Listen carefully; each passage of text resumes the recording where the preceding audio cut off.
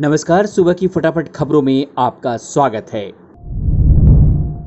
मरुस्थलीकरण, भूमि क्षरण, सूखे पर संयुक्त राष्ट्र के उच्च स्तरीय वर्चुअल संवाद में प्रधानमंत्री नरेंद्र मोदी ने कहा कि भारत में हमने हमेशा भूमि को महत्व दिया है और पवित्र पृथ्वी को अपनी मां के रूप में मानते हैं। भारत ने अंतर्राष्ट्रीय मंचों पर भूमि क्षरण के मुद्दों को उजागर करने का बीड़ा उठाया है। प्रधानमंत्री मोदी ने कहा कि दुख की बात है कि भूमि क्षरण आज दुनिया के 2/3 हिस्से को प्रभावित करता है। अगर इसे अनियंत्रित छोड़ दिया गया तो यह हमारे समाज, अर्थव्यवस्थाओं, खाद्य सुरक्षा, स्वास्थ्य सुरक्षा और जीवन की गुणवत्ता की नींव को ही नष्ट कर देगा। भारत में पिछले 10 सालों में लगभग 30 लाख हेक्टेयर वन क्षेत्र छोड़ा गया है।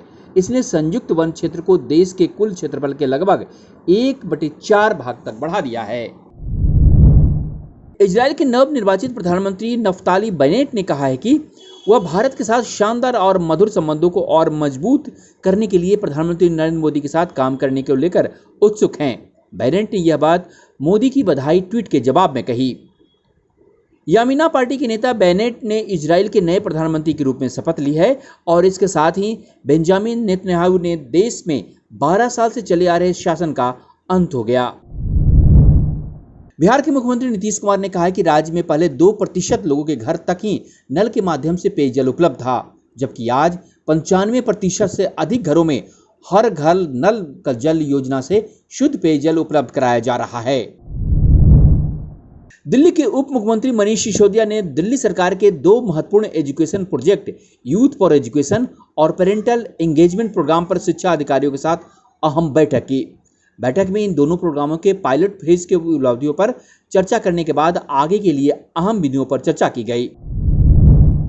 दिल्ली सरकार द्वारा जारी दैनिक स्वास्थ्य बुलेटिन के अनुसार राष्ट्रीय राजधानी में पिछले 24 घंटों में 0.22% संक्रमण दर के साथ 131 नए कोविड मामले दर्ज किए गए हैं। IIT रोपड़ ने एक उपकरण जीवन वायु विकसित किया है। इसे CPAP मशीन के विकल्प के रूप में इस्तेमाल किया जा सकता है। हालांकि यह देश का पहला ऐसा उपकरण है जो बिना बिजली के ही काम करता है और अस्पतालों में ऑक्सीजन सिलेंडर, ऑक्सीजन पाइपलाइन जैसे दोनों प्रकार की ऑक्सीजन उत्पादन इकाइयों के लिए अनुकूलित है। यह प्रावधान अन्य मौजूदा CPAP मशीनों में उपलब्ध नहीं है। लोजपा नेता पशुपति पारस ने भतीजे चिराग पासवान की राजनीतिक कैरियर में ब्रेक लगा दिया है।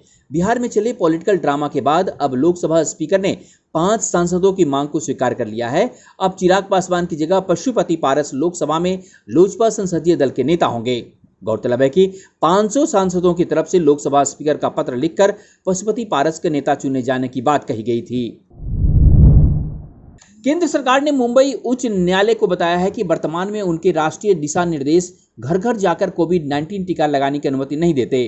केंद्र सरकार की ओर से पेश अतिरिक्त महाधिवक्ता अनिल सिंह ने कहा कि कुछ राज्य सरकारों और नगर निकायों ने केंद्र के परामर्श दिशा निर्देशों को अंदाज करने का निर्णय लिया था और वे नागरिकों को विशेष श्रेणी के लिए घर घर जाकर कोविड-19 का टीका लगा रहे थे, लेकिन अब तक इस तरह के अभियान को राष्ट्रीय नीति के तौर पर लागू करना संभव नहीं था।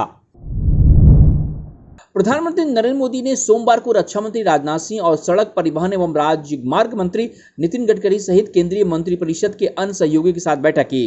प्रधानमंत्री आवास पर हुई इस बैठक में भाजपा अध्यक्ष JP नड्डा भी मौजूद थे। प्रधानमंत्री ने पिछले सप्ताह भी इस प्रकार की बैठक की थी।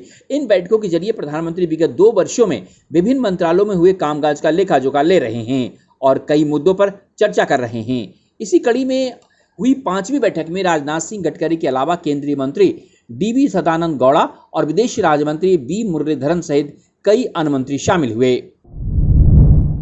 छत्तीसगढ़ के मुख्यमंत्री भूपेश बघेल ने घोषणा की है कि निजी स्कूलों में पढ़ने वाले जिन बच्चों ने अपने माता पिता, अभिभावकों को कोविड-19 के कारण खो दिया है, उन्हें सरकार द्वारा मुफ्त शिक्षा प्रदान की जाएगी।